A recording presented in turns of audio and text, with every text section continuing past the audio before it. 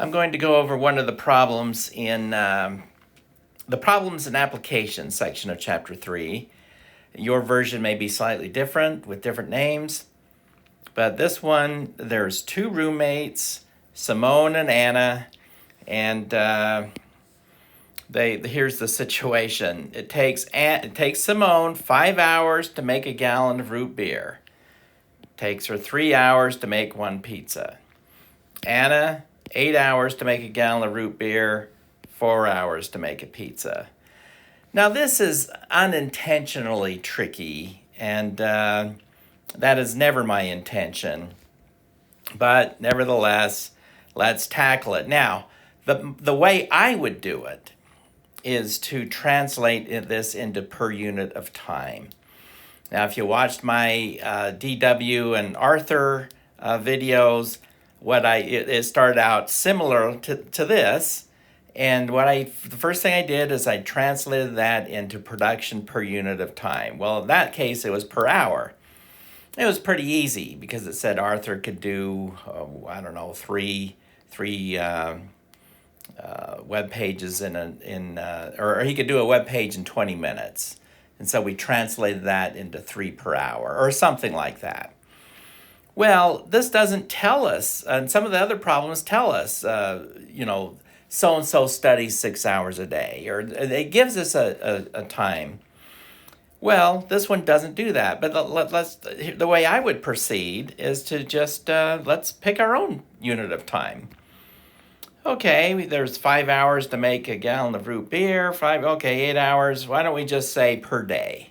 Okay, let's do it per day. So let's draw a production possibilities curve. We're going to go through the same process that I went through in those videos. Let's put root beer on this axis, pizza on this axis, and let's have this be for Simone. And then we'll do the same thing, come out with a production possibilities curve for Anna. Pizza. Okay. Well, Simone can do 5, it takes her to make 1 gallon of root beer in 5 hours. So how many, if this is going to be per day, let's figure out how many gallons she can do in a day. Okay, or 24 hours.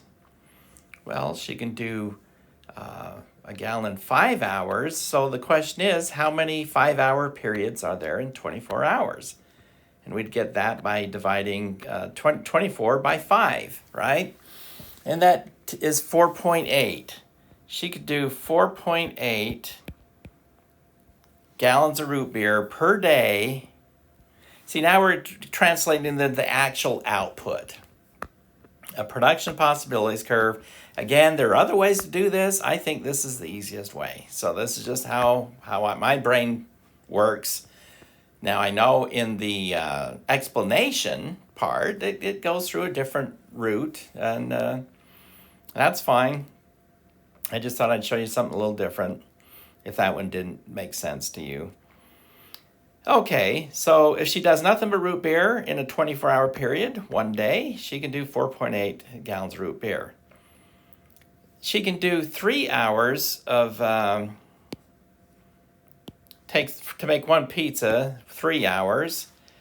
And so that would be, how many 3-hour periods are there in 24? 24 divided by 3. So she could do 8 pizzas.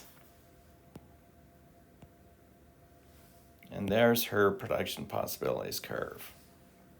Okay, she does nothing but pizzas, 8.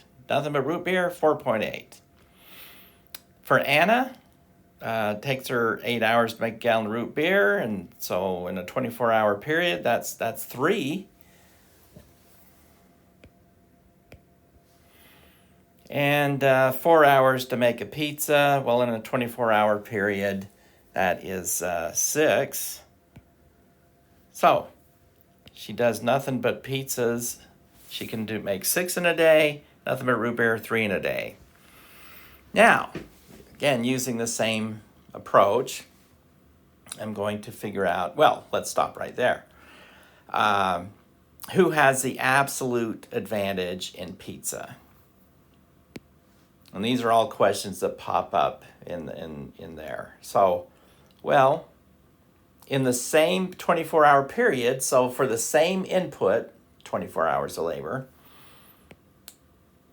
Simone can make 8 pizzas, Anna only 6. Excuse me. So Simone has the absolute advantage of pizzas. How about root beer? Well, she can do 4.8, Anna only 3. So Simone has the absolute advantage in both goods. Well, are they going to trade? Well, they're going to figure out that Simone's going to figure out, even though she's better at both goods, it's to her advantage to trade. Of course, it's comparative advantage that determines that. So let's take a look. To get the comparative advantage, let's look at comparative advantage means the low opportunity cost. Who has the lowest opportunity cost? Well, let's do the pizza first. What is the opportunity cost to producing one pizza? Okay, so since we want to know the opportunity cost of one pizza, and in a ratio, the denominator always becomes a 1. Okay, that's why we love ratios so much. The denominator always becomes a 1. And we want to know the opportunity cost of one pizza, so there we go. Let's put pizza in the denominator. So what we want to do is figure out the change in root beer divided by the change in pizza. Okay. Well, if Simone goes from 0 out to 8 pizzas, that's going to be a change in pizza of 8. But she will have to go, in order to do that, she's going to have to go from 4.8 root beers down to 0. A change of minus 4.8. So, 8 pizzas cost Simone, 4.8 root beers. So the opportunity cost of 8 pizzas is 4.8 root beers. That's how many root beers she has to give up to produce those 8 pizzas. Well, for comparison purposes, especially, we don't really care what the opportunity cost of 8 pizzas is. We want the opportunity cost of 1 pizza. And that's the beauty of ratios, is that the denominator always becomes a 1. So how does it become a 1? We simply divide through. 4.8 divided by 8. And that equals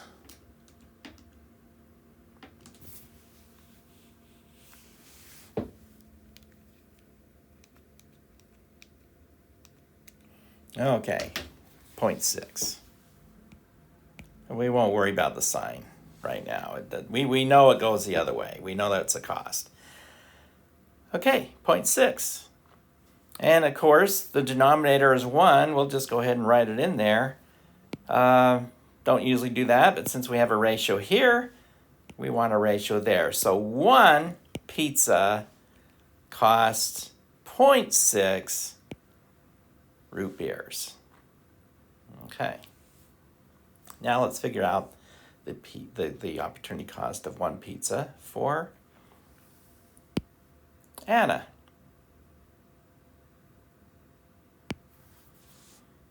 So do the exact same thing. Change of root beer divided by the change of pizza. Okay, so if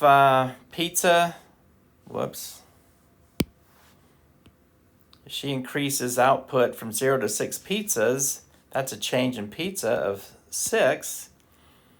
But to do that, she would have to go from 3 down to 0 root beers, a change of minus 3. That means she's giving 3 up. So we know that pizza, 6 pizzas, cost her 3 root beers. But we want to know what 1 pizza costs, so we divide 3 divided by 6 equals 0.5. So one pizza cost Anna 0.5 root beers. Okay, so who has the comparative advantage in pizza production? Well, the lowest opportunity cost is Anna. It only costs her 0.5 root beers to produce a pizza. It costs Simone 0.6. Okay. Now here's the tricky part that adds to the trickiness of it. Is 0.6 is not one of the options for an answer. So, in fact, they have fractions. Okay, so let's keep in mind that 0.6 is equal to 6/10, right? But let's reduce that. That's also equal to 3/5. Okay, so yeah, it's not my intent to test your basic arithmetic skills, but at least in this problem, they seem to want to do that.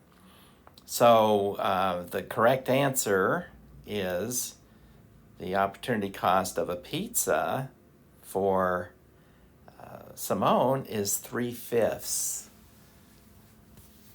root beer. Okay, from there, I think you can continue on and you just you take the reciprocal here to get the opportunity cost of root beer, and I think you're good for the rest of it. Okay.